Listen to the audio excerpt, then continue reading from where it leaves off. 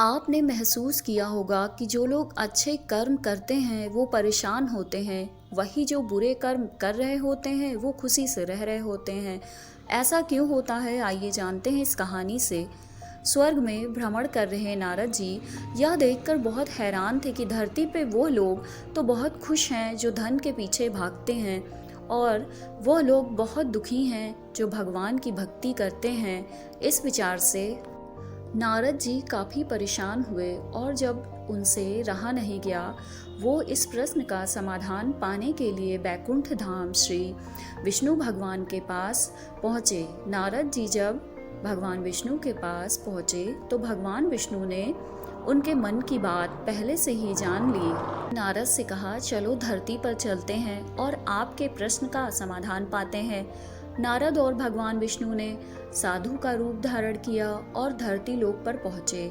वहाँ दोनों ने सबसे पहले एक व्यापारी के द्वार पर भिक्षा मांगी। उन दोनों को अपने द्वार पर देखकर व्यापारी ने उन्हें बहुत बुरा भला कहा और गुस्से से वहाँ से जाने के लिए कहा।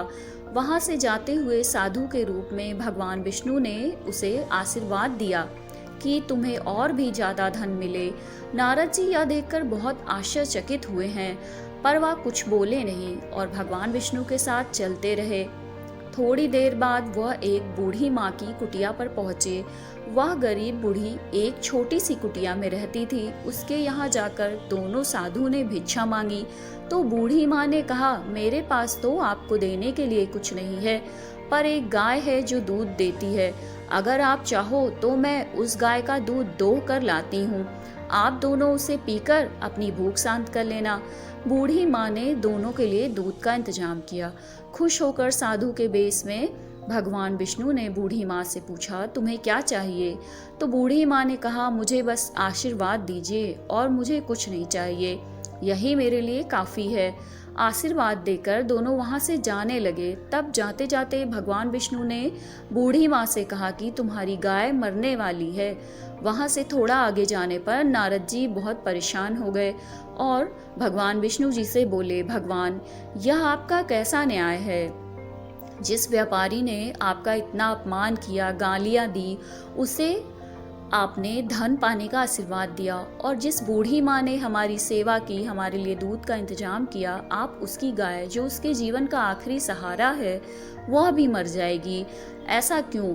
नारद जी के सवालों को शांत करने के लिए भगवान जी ने चेहरे पे मुस्कान के साथ कहा कि वह व्यापारी जिसने हमें अपमानित किया, उसको जो मैंने आशीर्वाद दिया वह उसके लिए श्राप था।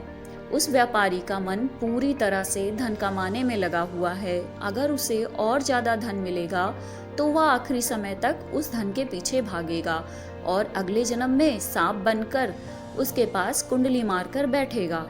और रही उस बूढ़ी माँ की बात, तो बूढ़ी माँ का पूरा ध्यान अच्छे कर्मों में और भगवान की भक्ति में था। बस उसका थोड़ा सा मन उसकी गाय में अटका हुआ था। अपने आखिरी समय में उस गाय के लिए ये चिंता करती रहती कि उसके जाने के बाद इस गाय का क्या होगा, क्या कोई उसे हानि पहुंचाएगा या मार डालेगा, और वह पूरी तरह से मुक्त नहीं हो पाती।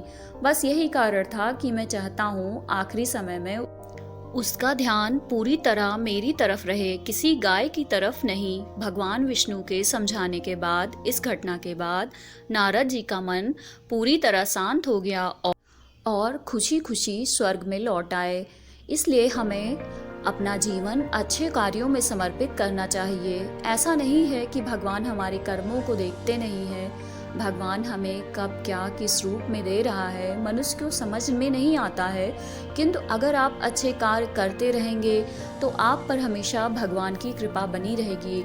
इसलिए हमें हमेशा अच्छे कार्य करते रहना चाहिए, क्योंकि हमारे अच्छे कर्मों का फल जरूर मिलता है।